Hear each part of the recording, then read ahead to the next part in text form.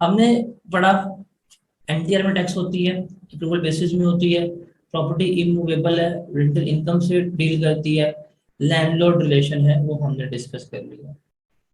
फिर हमने देखा F N P C I D क्या होती है, एग्रीकल्चर इनकम क्या होती है, सेल्फ हायरिंग क्या होती है, ओनरशिप क्या होती है, ये हमने पढ़ा।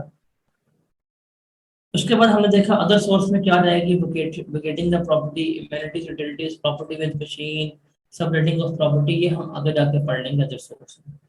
फिर इनकम फ्रॉम प्रॉपर्टी में हमने इनकम की कैलकुलेशन सीखी थी कि जो साइनिंग अमाउंट मिलती है टैक्सेबल अनएडजस्टेबल अमाउंट को 1/10 लेके ऐड करती है, रेंट रिसीव होता है, जो फॉरफिटेड डिपॉजिट है वो देखा, जो हमें बैड डेट रिकवर हो जाए, मतलब एक वो बैड डेट जो हमने बैड डेट क्लियर क्लेम कर लिया था, अगर वो हमें बाद में रिकवर हो जाए वो भी हम इनकम में ऐड करते हैं। और उसके अलावा कोई भी ऑनर की लाइबिलिटी, कोई भी ऑनर की लाइबिलिटी जो है थी, अगर वो टेनेंट पे कर दे तो वो भी क्या की जाएगी, वो ऑनर की इनकम में ऐड कर दी जाएगी। ये भी हमने पढ़ लिया हुआ। उसके बाद हमने एक्सपेंडिचर्स पढ़े कि हमें रिपेयर्स जो है वो 1/5 ऑफ आर्शिटिंग, मतलब जो रेंट होता है बिल्डिंग का, उसके अलावा होते हैं बिल्डिंग की insurance, property taxes, ground rent, profit on rent, collection charges, unpaid rent, legal charges, ये सारे लेस करते हैं तो हमारे पास क्या आ जाती है, टोटल इनकम आ जाती है। तो पूरा इनकम फ्रॉम प्रॉपर्टी जो है वो समराइज वे में ये है। अगर आपको इनकम फ्रॉम प्रॉपर्टी याद हो गई है, आप उसको क्विकली रिवाइज करना चाहते हैं, ये शीट अपने सामने रखें, इसमें से पढ़ें यार बैड डेट रिकवरी, हाँ बैड डेट रिकवरी का क्या सूट था, अगर आपको वो याद है ठीक है।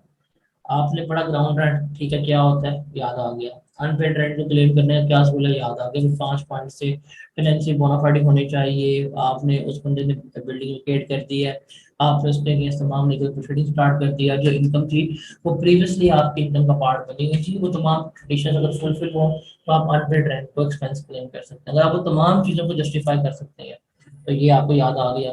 अनएडजस्टेबल अमाउंट का ट्रीटमेंट क्या होता है, 1/10 देते हैं। रेंट का ट्रीटमेंट क्या होता है, एक्चुअल फेयर मार्केट वैल्यू। तो पूरा जो इनकम फ्रॉम प्रॉपर्टी पढ़ा है हमने, ये उसके समराइज्ड वे आपके सामने मौजूद है। और ये न्यूमेरिकल ट्रीटमेंट है कि न्यूमेरिकल शीट्स में अगर आपने प्रेजेंट करना है तो कैसे हमने लेके चलना है। साइनिंग अमाउंट क्या होती है, अनएडजस्टेबल अमाउंट का ट्रीटमेंट क्या देखें। अगर फर्स्ट टाइम आपको मिल रही है तो 1/10 लेके ऐड कर दोगे।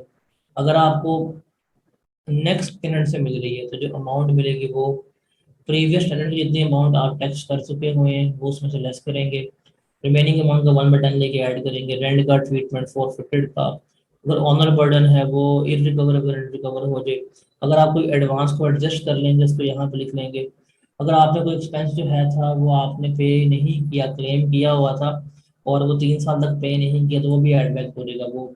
फिर रिपेयर्स हो गया, टैक्सेस, ग्राउंड रेंट, तमाम चीज़ें जो है न्यूमेरिकली हमने इस तरह से लेके चलनी होती है। तो यहाँ पे हमारी इनकम फ्रॉम प्रॉपर्टी जो है वो समाप्त होती है, वो कंप्लीट होती है।